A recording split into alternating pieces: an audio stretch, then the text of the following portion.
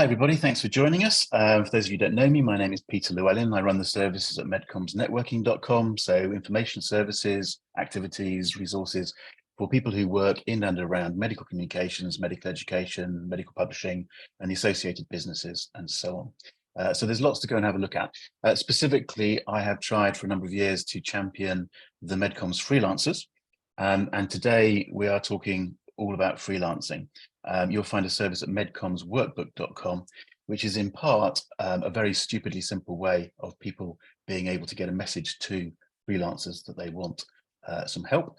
From the freelancer's point of view, I think it's an extremely useful opportunity for networking, for mutual support, information sharing, and so on. So there is a service there. Have a look at that. Today we're talking about a number of different issues around freelancing. And in this session, we're going to talk about EMWA's Freelance Business Survey, which has just been done and literally just been published in the last week or so in Medical Writing. The June issue of Medical Writing has a number of articles about freelancing, including the results of the business survey. So absolutely delighted that Satyen's joining us. Satyen will talk through the results, reflect on the state of play of freelancing. Satyen, tell us a little bit about yourself and share your slides.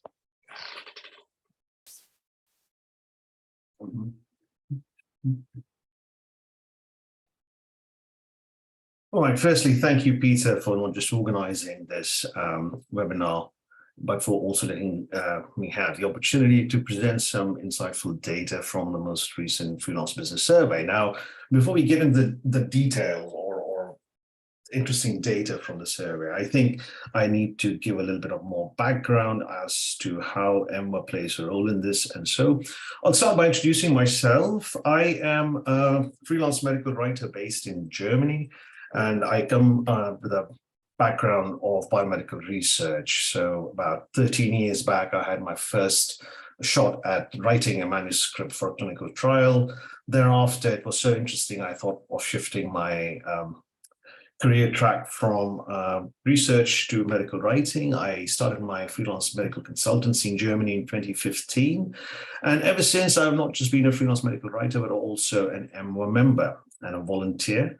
So I've held different positions with EMWA, starting as a Freelance Business Group chair, and then moving on to the Special Interest Group Committee, Ambassador Program, Workshop Leader, and then most recently the Vice President and President. So I handed over to the new President at the conference earlier in May this year. And ever since, I am doing different things, but freelancing is always at the heart. So I am actually very happy to be talking about some of these things today with you and sharing my own experience or so. Before I proceed, acknowledgements, of course, first and foremost to Peter Llewellyn. I've known him for a number of years, and thanks not just for this opportunity, but also for your invaluable service in fostering MedComms and freelancing for the last so many years. And it's great to see it grow so much and sort of promote medical writing and medical communications among science professionals. I would also like to thank my colleagues on the Freelance Business Group, Laura and Johanna, who not just ran the 7th Freelance Business Survey, but also compiled and published everything and have given me the permission to share some of their presentation data that they shared at the recent conference in Prague. Last but not least, I would like to thank my EMWA colleagues for helping in the growth and development of medical writing as a profession. Before we get into the results itself, some food for thought, and why is this necessary? The first and foremost, I think many people who are especially thinking of transitioning into freelancing or have been freelancing for not too long, you need to understand that freelance medical writing is unique and different in the sense that when you think as a freelancer, you're going to be doing exactly the same thing as an employed medical writer would do. You're not mistaken, but there are still differences in the sense that once you become a freelancer, you automatically become a small business owner, which means that not only are you the head of operations, which is medical writing, but you also become the head of accounts and finance, you become the head of marketing, you become the head of planning, human resources development, administration. All of these are important aspects of freelancing that need to be given time for you to have a successful freelancing business. The other thing is that the freelancing world is ever changing. Yeah, so it is not static. There are a number of things that change, and not just with geography or so, but also with as technology evolves or times evolve.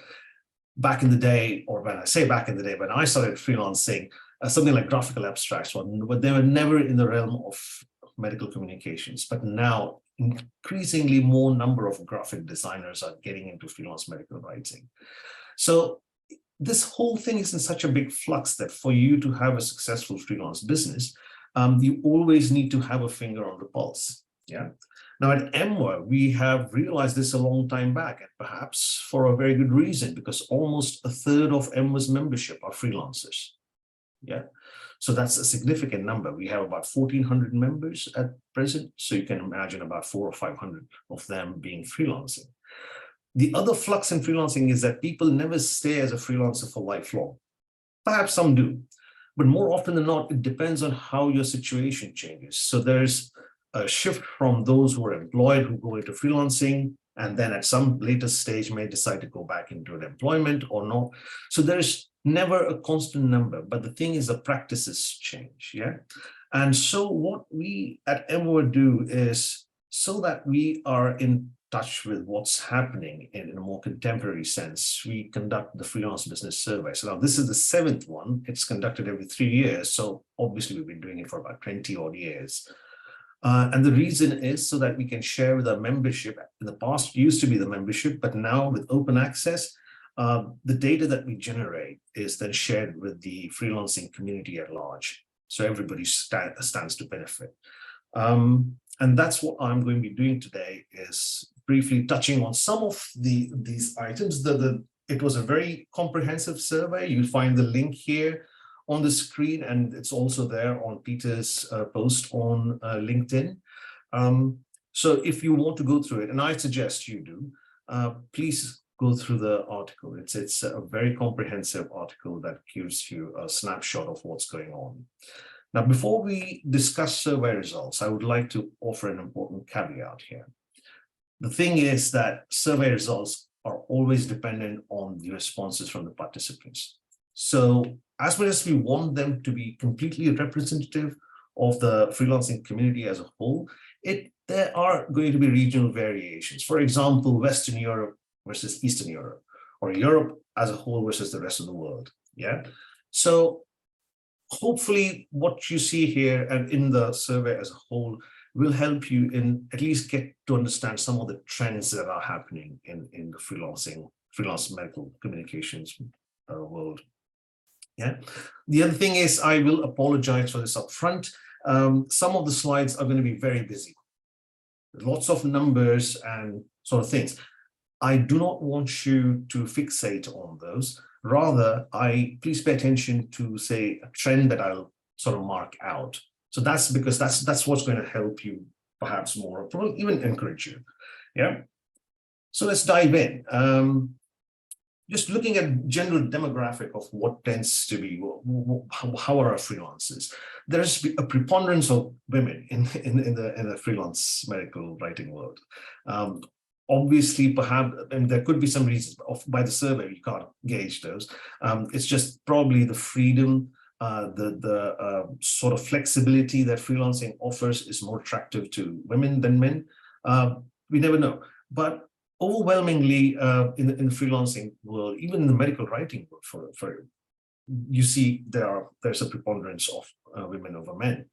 The more encouraging trend that we see from the survey, and here we have some data from 2018 which was not published, but we could use that to compare and contrast, is the age demographic, is that we're seeing many people younger with lesser experience. That'll come to the next slide.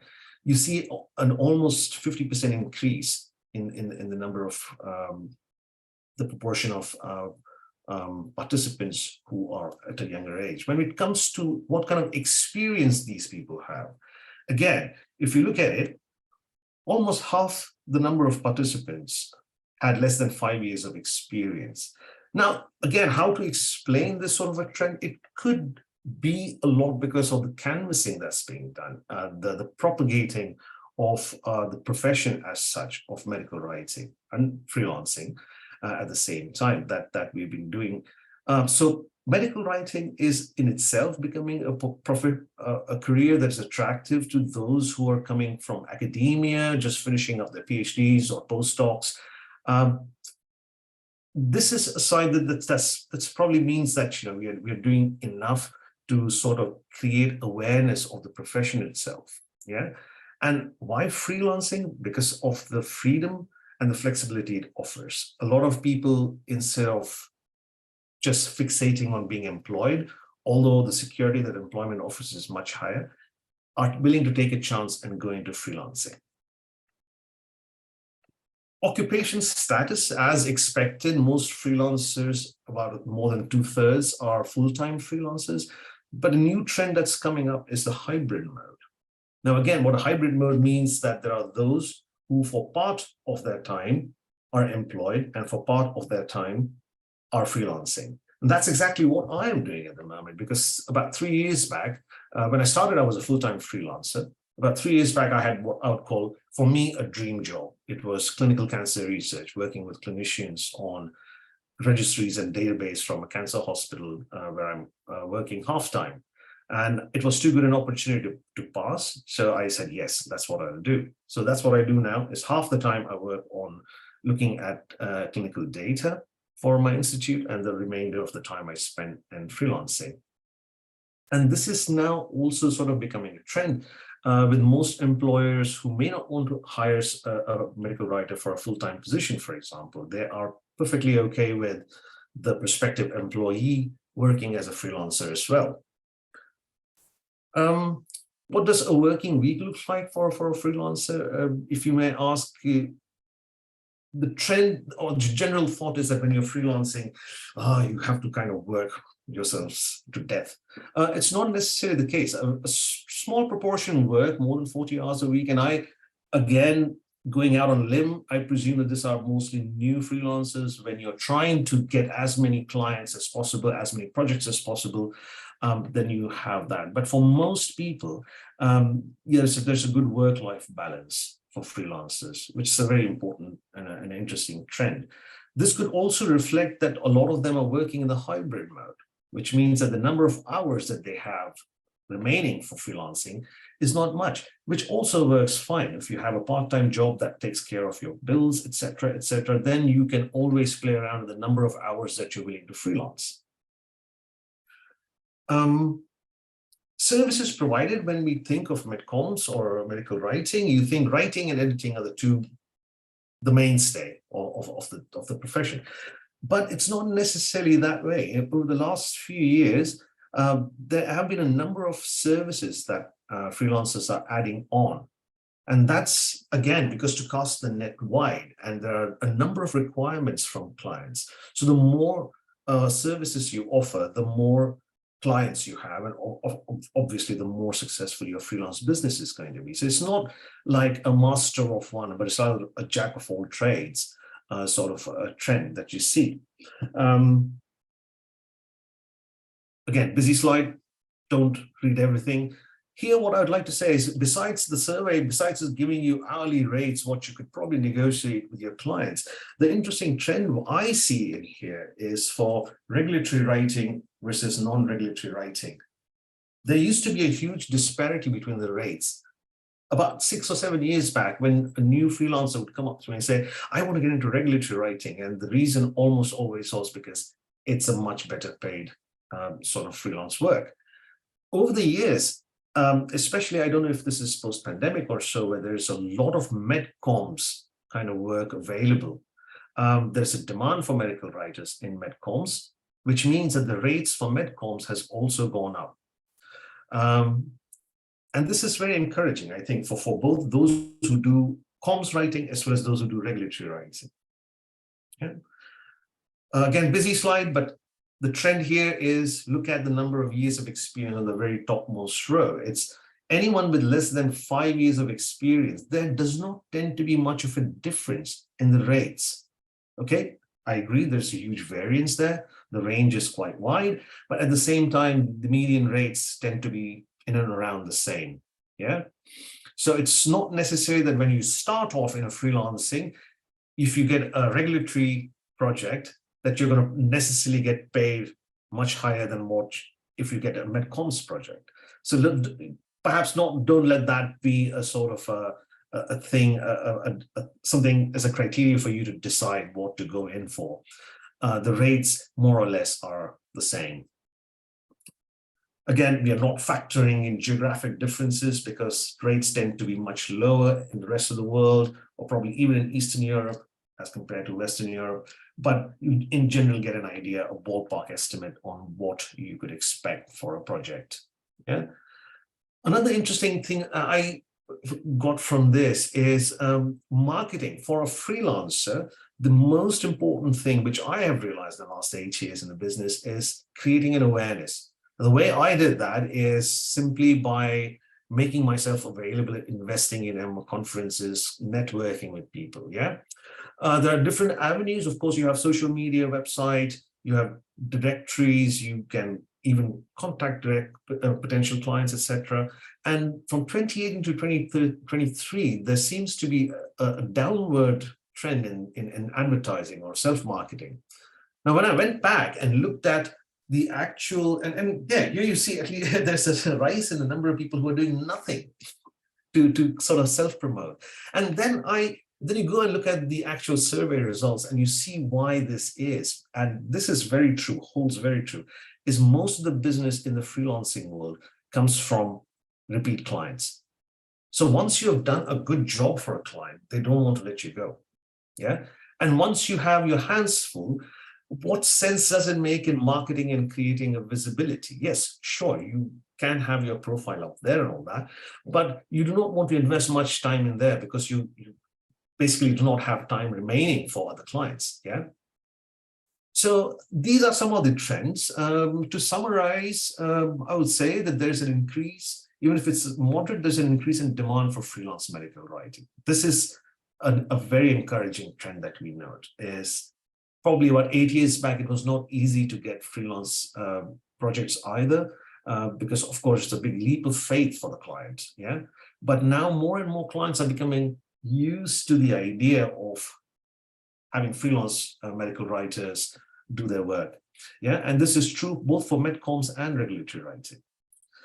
The other thing is that younger professionals with lesser experience are not just finding it freelancing is an attractive option, but are also willing to get into it and take that chance.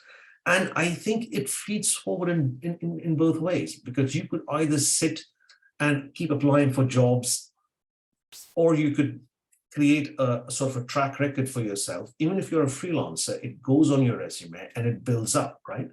So I think a lot of younger people are okay with that sort of a challenge. The other encouraging thing is hourly rates have increased across the board. So the industry itself is not in recession, not even for freelancers.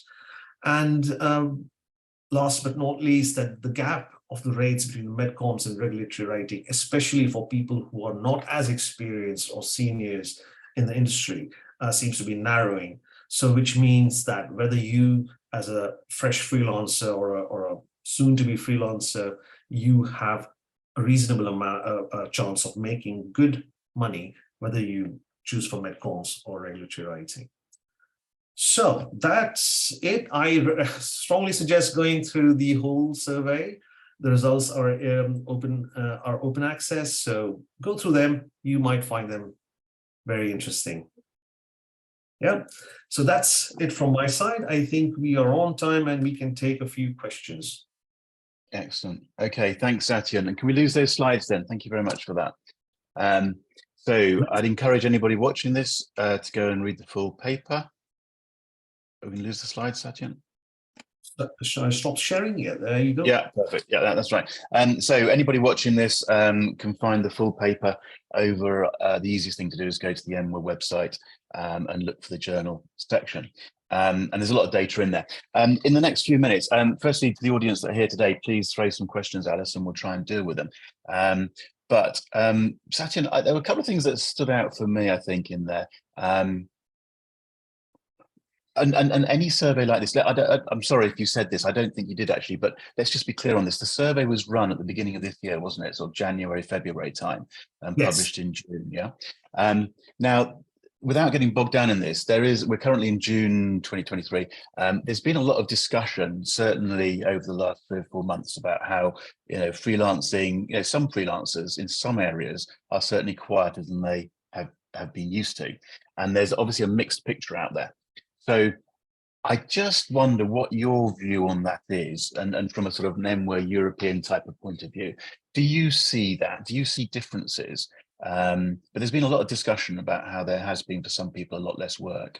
I just wonder, I just wonder what your view is at the moment in June 2023 about that, the landscape. Again, as I said, I mean, there are going to be a lot of geographic variations, and even within the whole continent of Europe, there is this trend, and I think it's not very easy to identify because a survey by nature tends to be participative, so it depends on who's participating and who's not. Yeah. So we do not capture the entire data set for a region, even. Yeah. Having said that, and from talking to other colleagues at conferences, etc., I don't think it's the industry per se that is having the work is going down in the industry itself. It could just be how the clients and who the clients are approaching. For example, you see that there's an increase in the number of people with lesser experience. Yeah, could it be that clients are moving to newer people as against people who have established? We see there in the rates, there's a huge disparity. Yeah. So there's almost, say, a €50 an hour difference between someone with 15 years of experience and someone with 1 year of experience. Yeah. If the quality of work doesn't differ much, and especially at present with every single I think finance department of every company wants to save and cut costs as much as possible. Yeah, so that could be one thing. Having said that, the other thing that I'm noticing is that there is a sort of mushrooming of areas where medical companies are coming up, who also then tend to bring in freelancers or give work to freelancers more easily, and they would prefer the ones that are at a lesser level of experience. So they have an in-house person employed who's senior and has experience, but with a team of freelancers who works from them externally. And there's the new system, which is, because when I think freelancer, I think of someone who works project-based. Right. But then you have those who are contractors who are on retainer-based.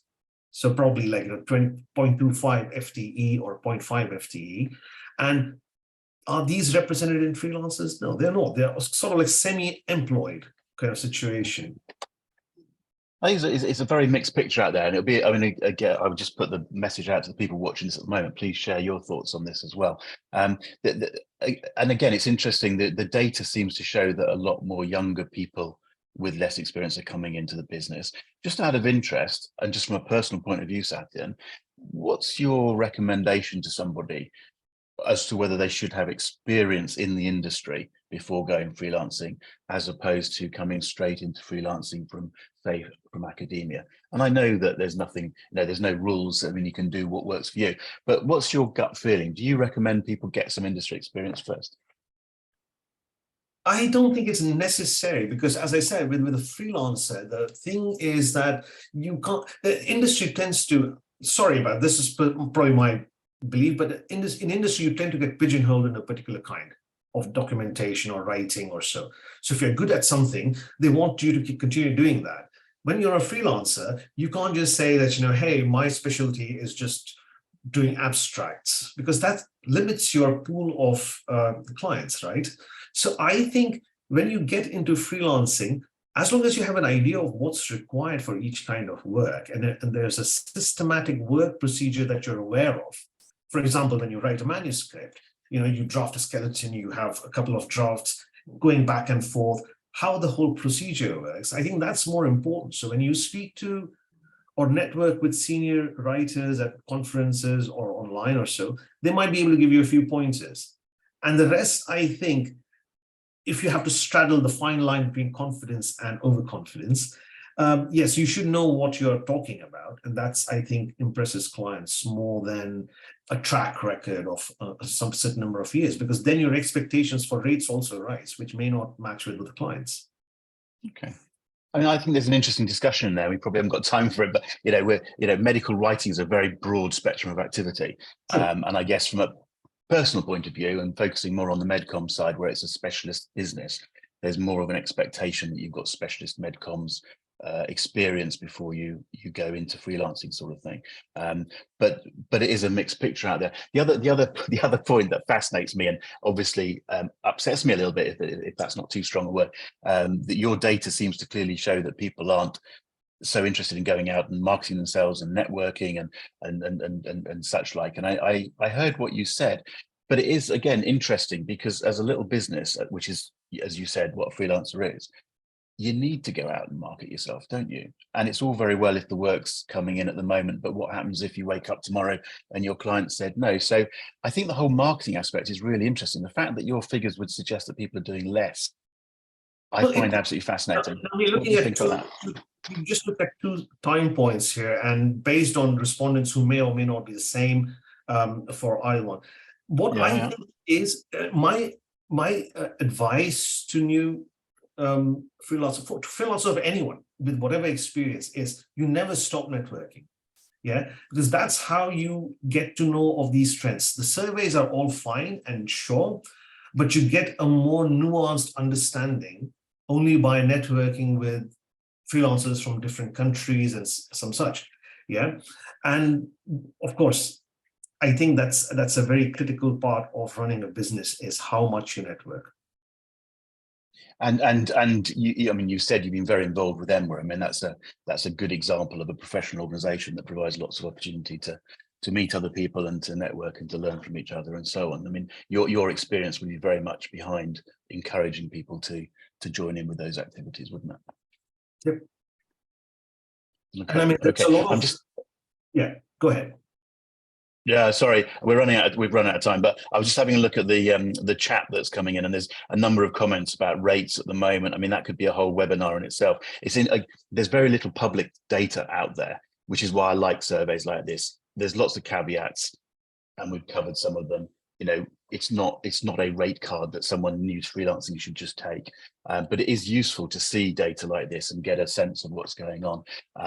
But then you get into real life, and there's a number of people in the chat room are saying, there's clients who will try and push the rates down and so on and so forth. So people have to sort of negotiate their own rates there. But I do think it's really useful to have some of this data out there. If nothing else, it gives people food for thought. So I, for one, am always going to applaud these sorts of surveys. So look, we have run out of time. This was inevitable today, but we've got some data out there. As we've said, people can go and see the full paper over in the journal website over at EMWA. I know I can speak for you, Satyen, and say that anybody who'd like to follow this up and follow up with you can talk to you, and LinkedIn is a very easy way of doing so. Okay, absolutely. So, be more than happy to. Excellent. So just for this session, thank you so much for sharing that data, and to the others at EMWA who are involved in that study. And I'm going to ask you just to give us a little wave and we'll say goodbye to everybody. Bye-bye.